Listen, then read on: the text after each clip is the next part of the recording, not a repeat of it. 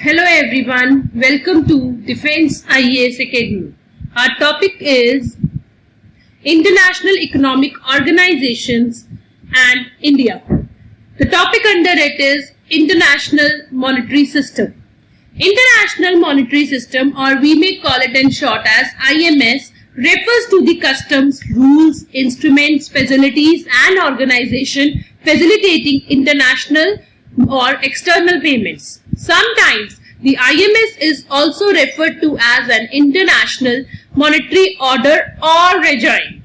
IMS or International Monetary System can be classified according to the way in which exchange rates are, that is fixed currency regime, floating currency regime and managed exchange regime, and the form of foreign reserve stake, that is gold standard, a pure judiciary standard or a gold exchange standard. We can also say that IMS or International Monetary System is considered good if it fulfills two objectives. Means if it is fulfilling the two objectives, it is considered as a good one. The first one is the maximizes the flow of foreign trade and foreign investments. Second one leads to an equitable distribution of the gains from trade among the nations of the world. This is about the International Monetary System. We have further for the International Monetary System. The evaluation of an International Monetary System is done in terms of adjustment, liquidity and confidence which it manages to wield. First of all, let me explain you the term adjustment. It refers to the process by which the balance of payments or BOP crisis of the nations of the world or the other member nations are corrected. A good IMS tries to minimize the cost of BOP and time for adjustment for the nation. Now the second one is liquidity. Our second statement is the liquidity. It refers to the amount of foreign currency reserves available to settle the BOP crisis of the nations.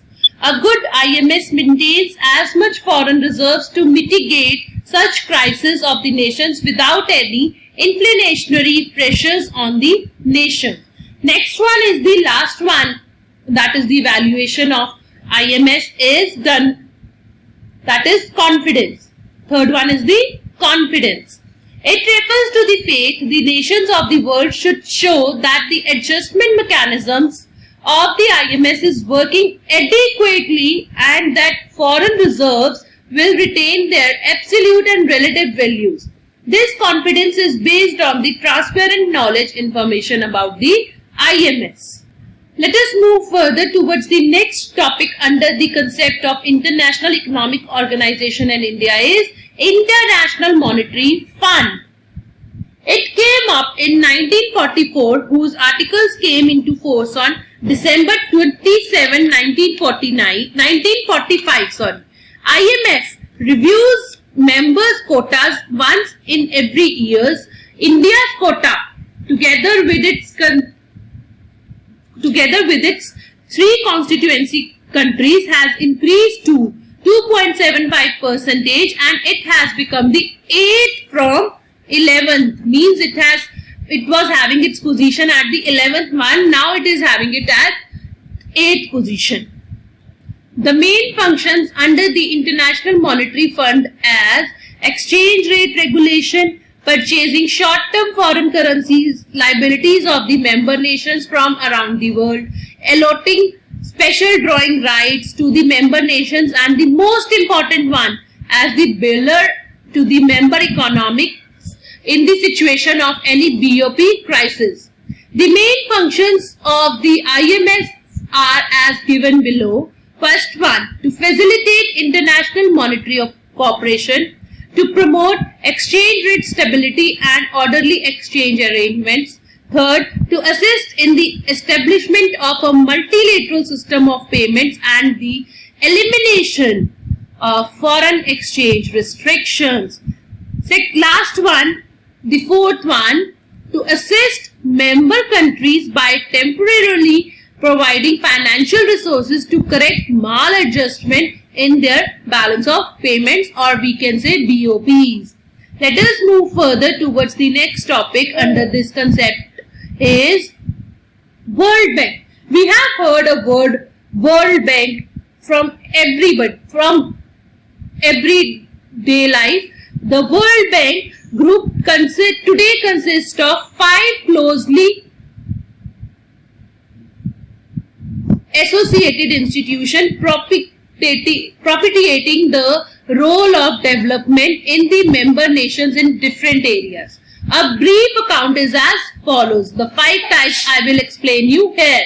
The first one is the IBRD, that stands for the International Bank for Reconstruction, and it is the oldest of the World Bank institutions which started functioning in 1945 in the area of reconstruction of the war-ravaged regions, World War II, and later for the development of middle income and credit-worthy poorer economies of the world.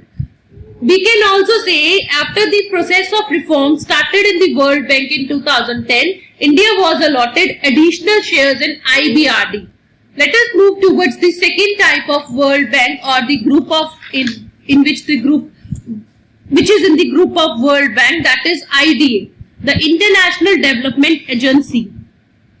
It is which is also known as the soft window. I am again repeating, it is known as the soft window of the World Bank, which was set up in 1960 with the basic aim of developing infrastructural support among the member nations, long-term lending for the government of economic resource services. Its loans known as credits. The credits are for a period of 35 to 40 years and those interest-free. Means the credits which are availed are interest-free except for a large to cover administrative costs. Third one is the IFSC, which stands for the International Finance Corporation. It was set up in 1956, which is also known as the private arm of the World Bank. It lends money to private sector companies of its member nations. The interest rate charged is commercial but comparatively low. Means whosoever all the nation having the membership with the IFC, their private sector will get the loans from them. And we can also say it finances and provides advice for private public ventures and projects in partnership with private investors, and through its advisory work helps governments of the member nations to create conditions that stimulate the flow of both domestic and foreign private savings and investment. Now the fourth one is MIGA, that means the Multilateral Investment Guarantee Agency. It was set up in 1988, encourages foreign investment in developing economies by offering insurance or guarantees to foreign private investors against loss caused by non-commercial, that is political risks such as currency transfer, expropriation, war and civil disturbance. It also provides technical assistance to help countries disseminate information on investment opportunities. Now the next one is the ICSID, which stands for the International Center for Settlement of Investment Disputes. The International Center for Settlement of Investment Disputes. It was set up in 1966, is an investment dispute settlement body whose decisions are binding on the parties. It was established under the 1966 Convention on the Settlement of Investment Disputes between states and nationals of other states. It settles the investment disputes arising between the investing foreign companies and the host countries where the investments have been done. Means it settles the dispute among the foreign companies and the host countries who made the investments. Next one is the BIPA, which stands for the Bilateral Investment Promotion and Protection Agreement.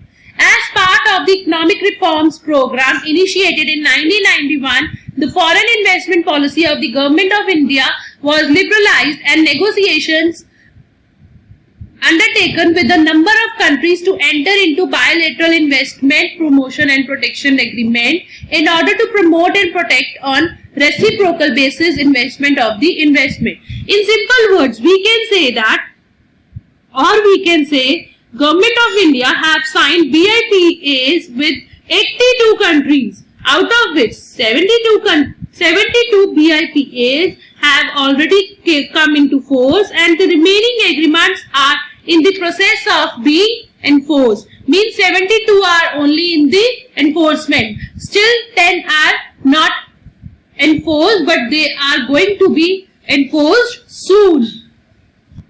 Next topic after the World Bank is the Indian Development Bank. The Indian Development Bank, with an international partnership of 63 member countries, was established in 1966 and has headquarters at Manila, the Philippines. India is a founder member of ADB. The bank is engaged in promoting economic and social progress of its developing member countries in the Asia Pacific region. We can say that India started borrowing from ADB or Asian Development Bank ordinary capital resources in 1986. Now our next topic is the Organization of Economic Cooperation and Development, that stands for the OECD. It was officially born on September 30, 1961 when the convention entered into the force. Other countries joined in, starting with Japan in 1964. Today, 34 OECD member countries worldwide regularly turn to one another to identify problems, discuss and analyze them, and promote policies to solve them. The track record is striking. The US has seen its national wealth among triple in the 5 decades since the OECD was created.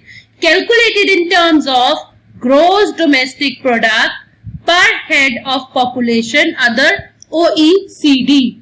We can also add on we can say in easy words, it brings around its table 40 countries that account for 80% of world trade and invest. We all have heard of World Trade Organization or WTO. We all heard about that word. What is it that? It came into being as a result of evolution of the multilateral trading system, starting with the establishment of the General Agreement on Tariffs and Trade in 1947. What is the relation, or what is the India is having a relation with the WTO, World Trade Organization? India is a founder member of GATT and World Trade Organization. The WTO provides a rule-based, transparent and predictable multilateral trading system.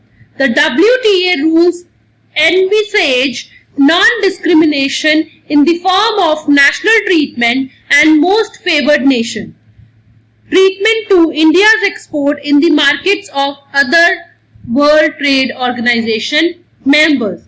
There are also contingency provisions built into World Trade Organization rules, enabling member countries to take care of exigencies like balance of payment problems and situations like a surge in imports. We have WTO membership also. What is that? The present strength of WTO membership is 160. Against the backdrop of the challenging world economic climate, 4 countries acceded to the WTO World Trade Organization. Let us move further towards the other topic, that is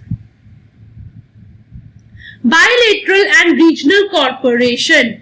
India has always stood for an open, equitable, predictable, non-discriminatory and rule-based international trading system. Considering that regional and bilateral trade and economic cooperation agreements serve as building blocks towards achieving the multilateral trade liberalization objective. India is actively engaging in regional and bilateral negotiations with her trading partner countries, blocs, to diversify and expand the markets for its exports. Some of the recent developments related to major free trade agreements are the following. India with Japan Comprehensive Economic Partnership Agreement, India with Malaysia Comprehensive Economic Cooperation Agreement, India with ASEAN Trade in Goods Agreement, India with European Union Trade and Investment Agreement negotiations, India with European Free Trade Association, India with